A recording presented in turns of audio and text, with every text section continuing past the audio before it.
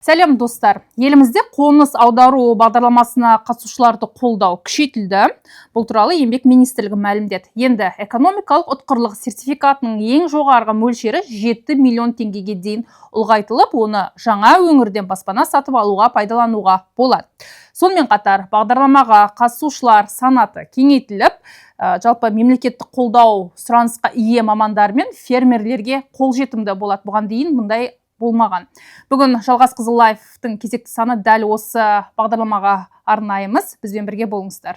Әр отбасы мүшесіне 70 айлық есептік көрсеткіші. Шілде айынан бастап біздің тізім кеңейтілді. Бағдарламаға енді дейді, сұранысқа ие мамандар мен фермерлерде қатыса алатын жайлы. Негізі 7 миллионға дейін. Егер де көшіп қонушы адам үйдің бағасы 4 миллион болса, 5 миллион болса, сол баға үйге төленеді. Коммуналдық өтеулерді мемлекет тарапынан төлейді.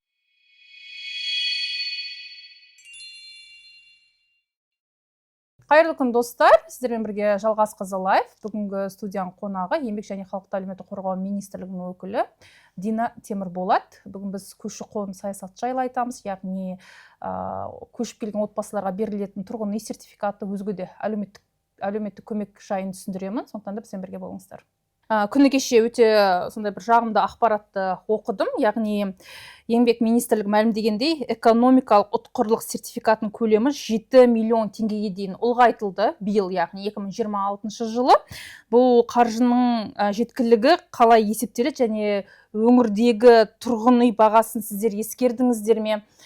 Және де бұл мысалға, егер де азамат, отбасы Петропавлға көшуді жоспарласа, немесе Павлодарға, Қостанайға барам десе, әр өңірге төленетін бұл сертификаттың көлемі әртүрлі ме, әлде сол бір баға ма?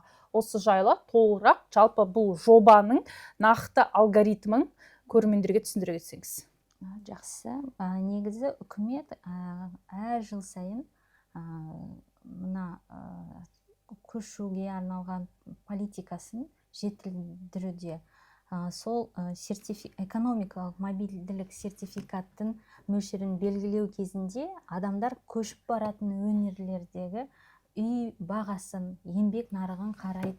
Бұған негізі министрлік жағынан соған нақты қарайды соған. Яғни бүкіл өңірге, барлық баратын өңірге бірдей. 7 миллион теңге. Бір өңірге жаңағыдай 5 миллион, 6 миллион деген жоқ. Бекітілген сума. Негізі 7 миллионға дейін. Егер де көшіп қонушы адам үйдің бағасы 4 миллион болса, 5 миллион болса, сол баға үйге төленеді. Экономик мобильдік сертификаттың бағасы үйдің бағасына сәйкес болу керек. Түсінікті. Жалпы менің күні кеше оқыған ақпаратқа сәйкес бағдарламаға енді дейді, сұранысқа ие мамандар мен фермерлерде қатыса алатын жайлы айтылған екен, яғни бұған дейін болған жоқ, иә? Иә, ол негізі осы шілде айында мемлекеттік басшысымен қол қойылды.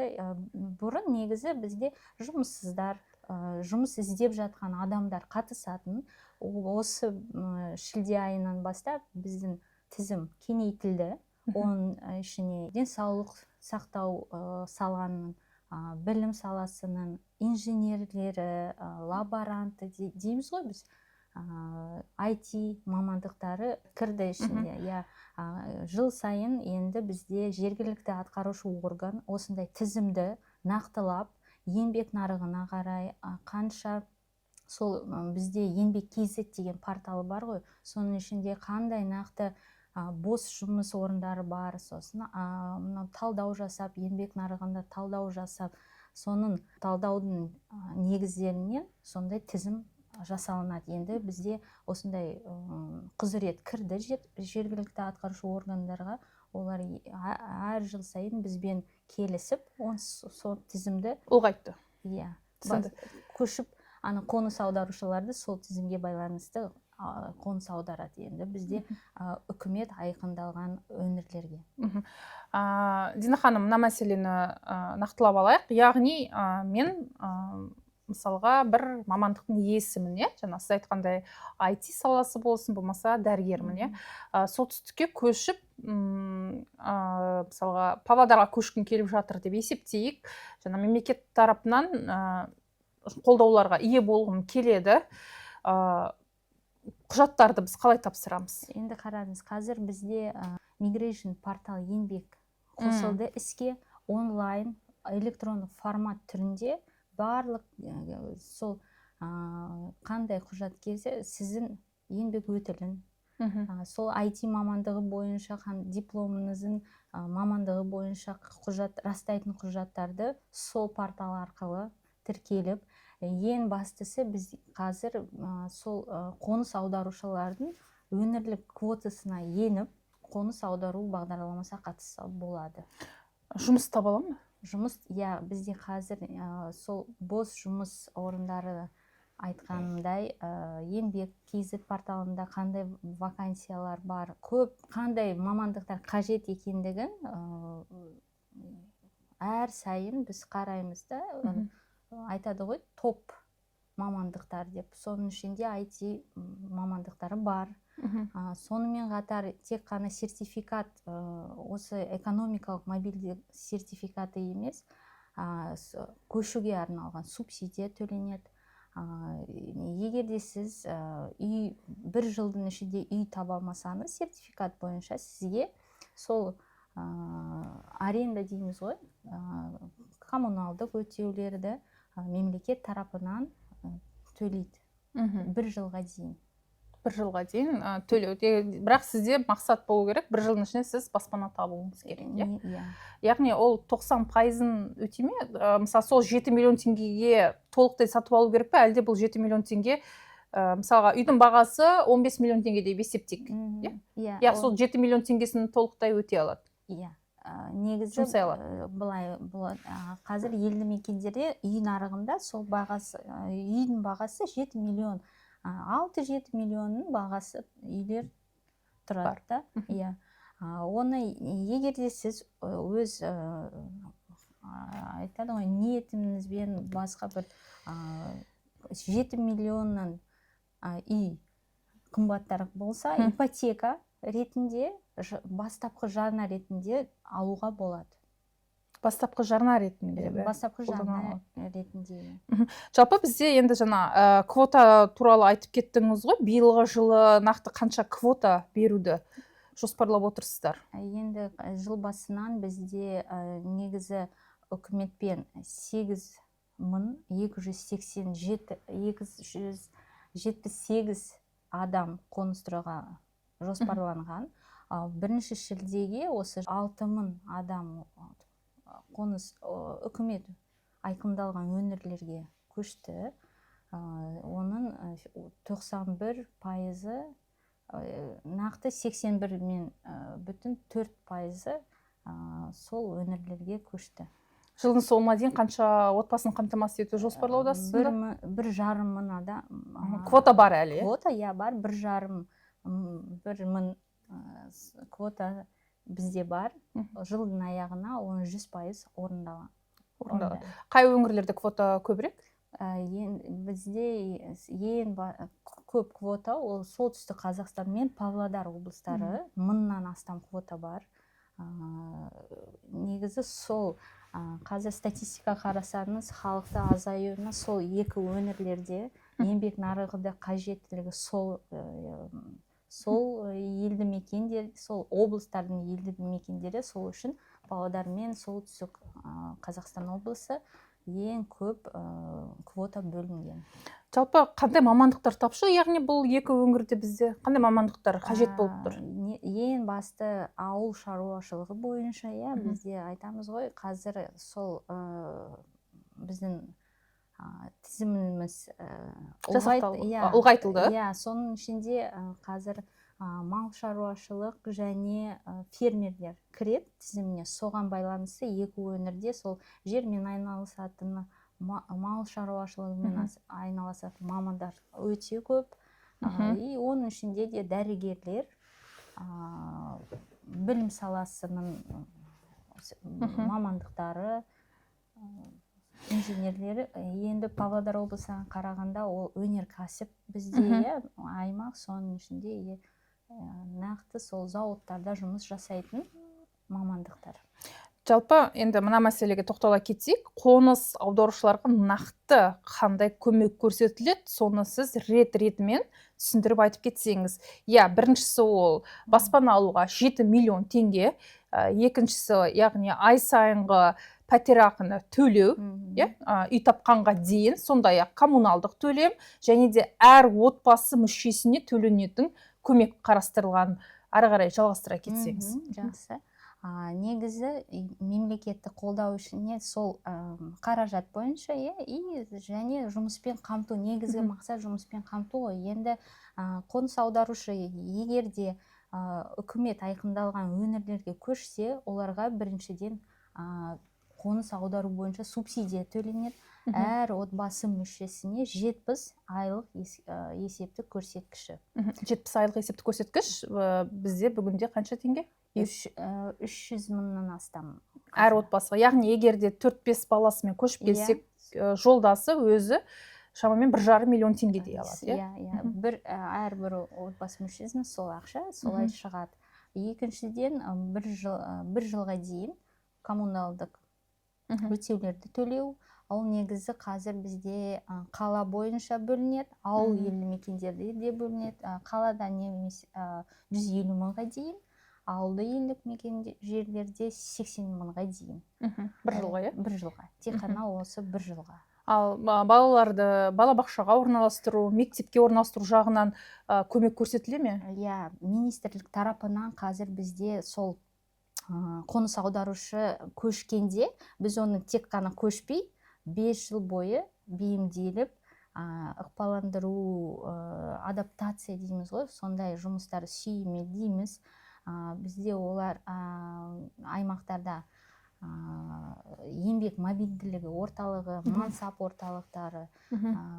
Қазір бізде сол министрлікпен, қағидалармен 25 сондай адаптациялық, интеграциялық деген қызметтер белгіленді. Оның ішінде де балабақшада бар, денсаулық жағынан поликлиникаға тіркеуді, ЭЦП алуға да сон 25 ішінде әрбір қызмет кірген сол. Бұдан басқа да FSM Social деген мобильдік қосымша іске қосылды. Сол мобильдік қосымша арқылы әрбір қоныс аударушы қандай бір қызмет керектігін сол арқылы қызмет көрсетеді. Жаңа сіз сөздің басында migration.еңбек.kz сайтына тоқтала кетіп едіңіз. Бұл жерде мен түсінген бойынша, егерде солтүстікке көшуді жоспарлап жүрген отбасы дәл осы сайтқа кіріп, әуелі танысады, шарттарымен, ережесімен танысады, яғни ол жерде толыққанды ақпарат бар.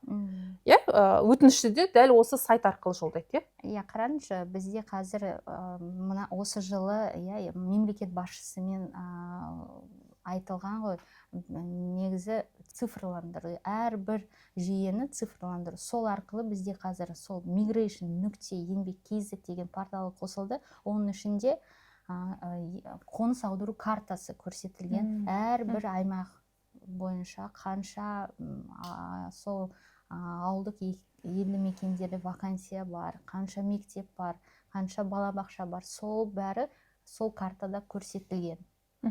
Ал мобильдік қосымшада не бар? Мобильдік сол migration.еңбек.kz-тің мобильдік қосымшасы сол да барлығы қандай бір порталда көрсетілген картасы сол мобильдік қосымшасында көрсетілген. Мен түсінгенімде, яғни компьютер іздеп сайтқа кірудің қажет жоқ, қолдағы смартфонның көмегімен ақ мобильдік қосымшаны көшіріп алып, өтінішті жолдап, болмаса шартымен, ережесімен таныса аласыз. Жақсы. Түсінікті. Дина ханым, жалпы енді мына мәселеге тоқтала кетейік. Жаңа енді қоныс аударушылар туралы айтып кеттік. Жалпы олардың бейімделуі, жұмысқа орналасуы, жаңағыда 5 жыл тұру міндеттеледі. Осыдан кейінгі бақылауды министрлік жүргізе ме, жоқ па, қала ма, қалмай ма? иә, оны әрине бұл бағыттары көрсеткіштері үнемі бақылап отырамыз. Ең бастысы бізде тек қана қоныс аудару емес мақсатымыз, иә, соны бейімдеу 5 жылдың ішінде әр қоныс аударушы сол өңірге еніп тұрақталу, иә, өз жұмысын тауып, нанын тауып айтады ғой сол. Енді статистикаға жүгінсек, осы бағдарлама басталған кезінен, жалпы 2017 жылдан бастап бізде тек қана 16% сол келген мекендеріне қайтты. Ол 16% ғана қайтты да? Иә, оның цифрмен айтсақ 10 мың адамдай сол келген өңірлеріне қайтты. Бұл қанша жылдағы статистика? Ол сол бағдарлама басталған кезінен 2017 жылдан бастап. Шамамен 9 жылдың ішінде 10 мыңға жуық маман өзінің туған жеріне қайтты. Ол отбасылық жағдайға байланысты, денсаулыққа байланысты. Егерде сол статистика көрсек, 83% сол өңірде, солтүстік өңірде қалды, жұмысын жасап, бізден жұмысын жалғастырып, отбасын құрып, жұмыс жасауды айтады. Жалпы қоныс аударған мамандарға нақты қанша айлық ұсынып жатыр әкімдік? Орташа ол мамандыққа байланысты. Егерде ол сол қоныс аударушы мұғалім жұмыс жасаса 300 мың, қазір қандай мемлекетте қандай орташа жалақысы бар, сол өңірде де сондайда.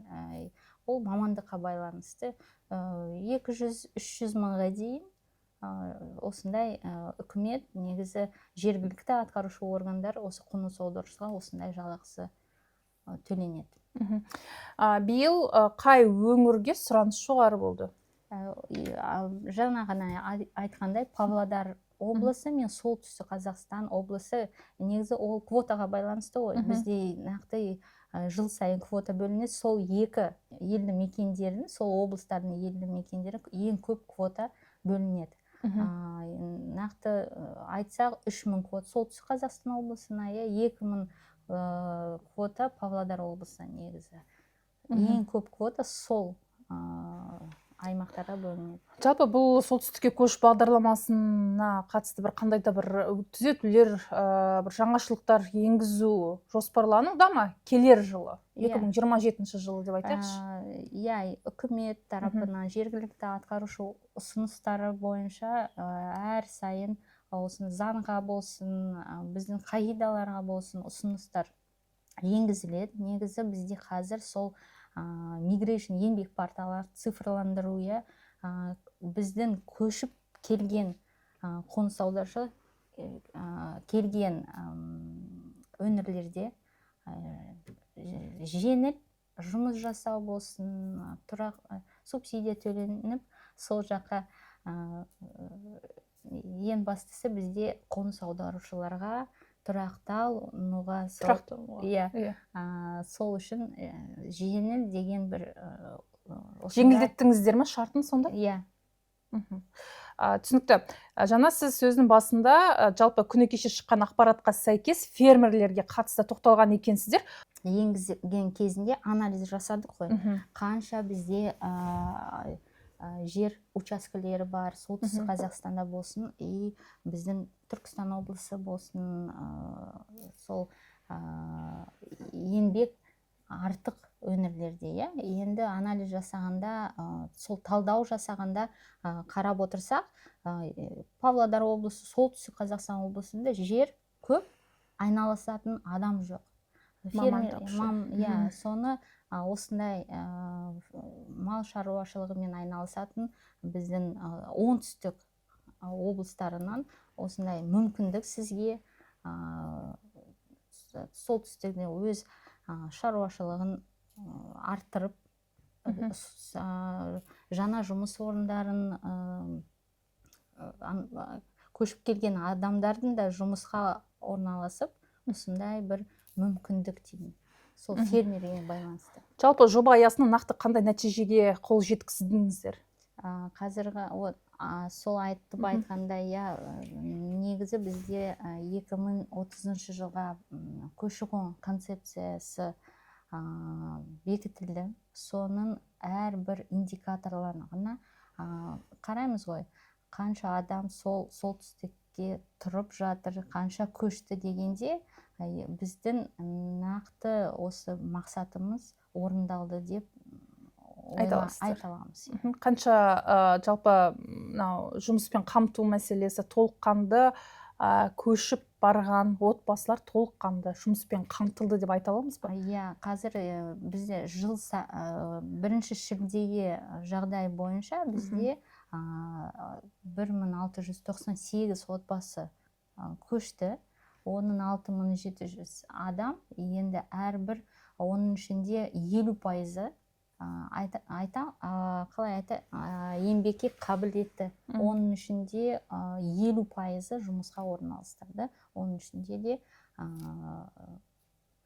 бизнеспен айналысып, бізде қазір жұмыспен қамту бағдарламаның ішінде грант төленеді, микрокредит төленеді ғой. Иә, айтпақшы, бағдарламаға қатысушыларға ай сайын төленетін көмектен бөлек мемлекеттік грант алуға да мүмкіндіктер қарастырылған, яғни жыл сайын берілетін 400 айлық есептік көрсеткіш көлеміндегі грантқа да қатысуға мүмкіндік бар деп айта аламыз. Дина ханым, бізге халық тарапынан келіп түскен сұрақтар бар, соларды оқып кетейін. Деп сұрақ қойған екен, жалпы сертификат арқылы сатып алынған тұрғын үйді белгілі бір мерзім ішінде сатуға немесе басқа мақсатқа пайдалануға шектеу қойыла ма дейді? Иә, ең бастысы сол шектеу бар. Сол үйді тек қана сол қоныс аударушы келген солтүстік өңіріне үй алуға тек қана соған арналады. Енді бізде шектеулер бар. 5 жылдың ішінде сол үйді сатпау керек. Айтады ғой, бір туыстарына жазып, басқа бір үйді сатып, сондай шектеулер бар. Оны біз мониторинг арқылы, ФСМ social арқылы да қарастырамыз. Мансап орталықтары оны әр ай сайын соны мониторинг жүргізеді. Өзіңізге белгілі, осыдан 1-2 жыл бұрын алаяқтық фактілер анықталған болатын, солтүстік өңірлерде. Бұған қатысты дәл осындай механизмдер бұндай алаяқтық фактілері болмау мақсатында министрлік тарапынан нақты қандай іс-шараларды сіздер қолға алдыңыздар? Біз қазір былай жасадық. Біздің статистикаға байланысты келген қоныс аударушы, олар келіп, сол субсидиясын 1 жылдың ішінде субсидияны кетеді ғой, сол келген аймақтарға. Енді біз қазір Migration еңбек порталында цифрланды.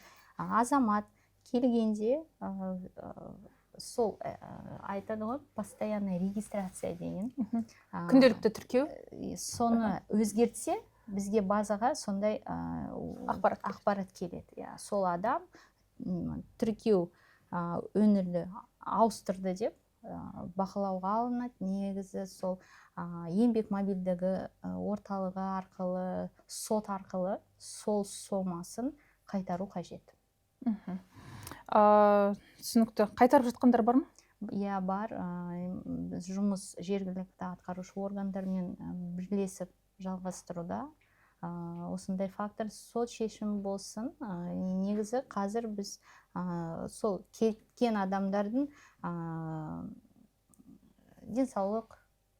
денсаулыққа байланысты, өздері сол тіркеуді өзгертпей, нақты сол жұмыстарымызды жүргізіп жатырмыз министрлік атынан. Түсінікті. Тағы да бір сұрақ, жалпы бағдарлама аясында ұсынылатын бос жұмыс орындарының жалақысы өңірге көшудің шығындарын өтеуге жеткілікті ме? Осы жайлы айта кетсеңіз дейді.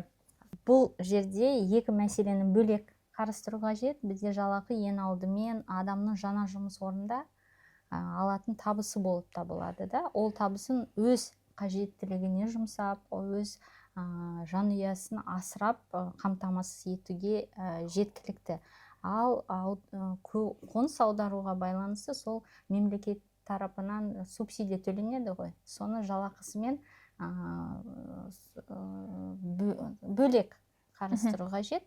Сонымен қатар, егер азамат бірден яғни біздің міндетіміз адамның жаңа жерге бейімделуін ол жалақысына емес, алған субсидияға қарастырамыз. Түсінікті. Бізде тағы да оқырман бүй деп жазған екен, мен жалғыз басты анамын дейді, 4 балам бар, солтүстікке көшкім келеді, алайда жоғарғы білімім жоқ. Мен қоныс аудара аламын ба, бұл бағдарлама аясында көмекке қол жеткізе аламын ба дейді. Иә, қазір сол қоныс аударушы негізі жұмыссыз ретінде тіркеліп, нақты қандай да бір оқу орнының дипломы болса, еңбекке қабілетті болса, қоныс аударылады. Біздің мақсатымыз сол адамды жұмыспен қамту ғой. Дипломы болмаса, егерде, мен осындай жұмыс табамын, бізде Мансап орталықтың тарапынан оқыту, кәсіптік оқыту өтуге болады. Нақты бір қандай да бір диплом болу керек, сол қоныс аударушы еңбекке қабілетті адам болу керек. Ер азамат хат жолдаған екен, мен жасым 35-те, жұмыссызбын дейді, солтүстікке көшкім келеді, бізге арналған нақты қандай жұмыстар бар, осы жайлы айта кетсеңіз, бұл жайлы толық ақпаратты қайдан біле аламын дейді. Құрметті көрермен, жаңа біздің еңбек министрлігінің өкілі айтып кеткендей, migration.еңбек.kz сайт арқылы, болмаса мобильді қосымша арқылы сіз толық ақпаратты біле аласыз. Сондай-ақ расында да мынау жұмыссыз азаматтар бұл бағдарлама сіз қатыса алады деп айттыңыз, иә? Жұмыссыз ретінде тіркелген азамат. Ол тіркелу керек. Мансап орталықтың еңбек мобильді орталықтары тіркеліп, тек қана сосын жұмысқа орналастыру, қандай бір вакансия, сол еңбек KZ, Migration еңбек KZ-те, еңбек KZ деген вакансиялар порталы да бар. Соның ішінде қандай қоныс аударушы, қандай мамандығы. Ең әуелі ол жұмыс тауып алу керек па сонда? Жоқ. Ол негізі жұмыссыз болып тіркеліп, Мансап орталықтары өздері жұмыс табады, сол қоныс аударушыға. Нақты қандай құжаттарды талап етеді бағдарлама? Ең бастысы бізде куәлік, оның бәрі цифрландырылған? Дипломдары, қандай бір мамандығы бітірген, еңбек өтілі растайтын құжаттар, некеде тұрған, балалары болса, әрбір баласына туу туралы куәліктерін тіркеп, портал арқылы тапсырады. Жергілікті атқарушы органдар сол портал арқылы түседі. 14 күннің ішінде жергілікті атқарушы орган қарастырып, өңірлік квота, қоныс аударушы өңірлік квотасына еніп, барлық жұмыстарын сол Мансап орталықтары, еңбек мобильді орталықтары байланыста болып көшіреді. Негізі бізде былай да оңтүстік өңірлерде тұрған азаматтар, біз бара алмаймыз солтүстікке, біз осындай қандай, Павлодар қай жерде, солтүстік Қазақстан қай жерде орналасқан дегенде, Migration порталы, бізде сол солтүстік Қазақстан облысы, Павлодар облысы, Қарағанды облыстары өздері оңтүстік өңірлерге барып, форум өткізеді, ярмарка вакансия дегендей өткізіп, мамандарды шақырады. Оның ішінде жұмыс берушілері де бар. Сол тізім арқылы қандай вакансия болып, сол оңтүстік өңірлеріне барып, тізім жасап, сол адамдарды қандай құжат керек, қандай мамандықтары өзіне тартып алады. Осындай бір бізде жақсы бір форумдар өтті. Жыл басынан Түркістан облысында өтті, Шымкент қаласында, Алматы облысында қоныс аударуға ниет білдірген. Бізде сол 50%, соны квотасының 50% сол форум арқылы, ярмарка арқылы адам көшіп келген. Түсінікті. Қараңызшы, бізде биыл, жаңа сіз шілде айын айтып кеттіңіз, жарайды, былтырғы жылды алайық, 2025 жылы қай саланың мамандық иелері көбіне жұмысқа орналасты? Дәрігер, мұғалім білім саласы, бізде қазір сол промышленный өнеркәсіп мамандықтары, зауытқа орналасатын мамандықтары, энергетик болсын, сосын құрылыс жағынан да көп мамандықтар бар. Негізі сол бізде қазір солтүстік өңірлерде мұғалім жетпейді ғой. Сол мектептерді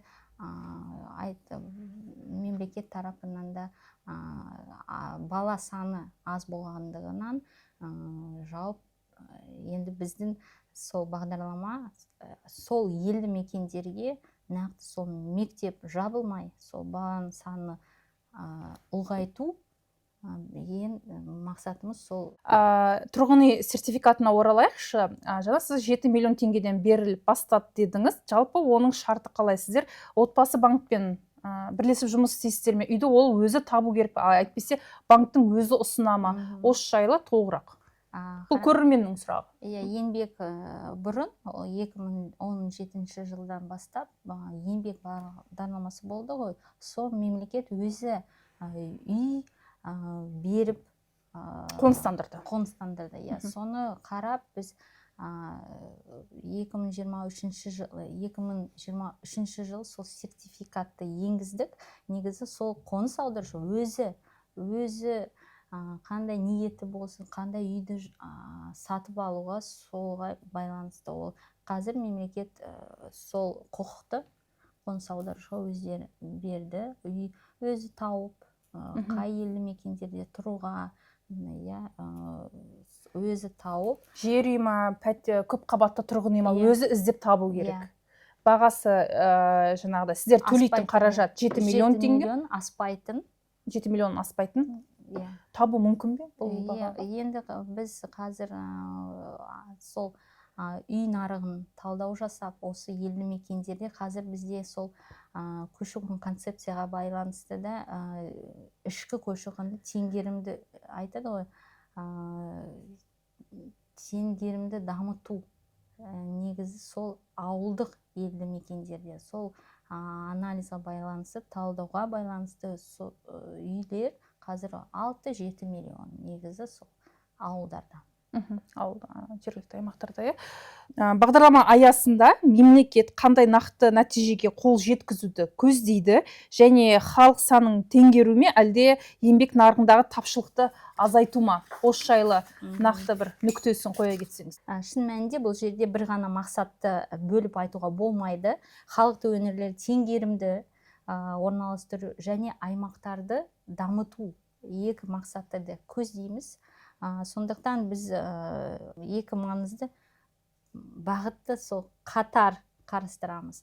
Азаматтардың қоныс аударуға деген ниетпен және сол өңірлердің халық пен кадрлар деген қажеттілігін қарастырудамыз.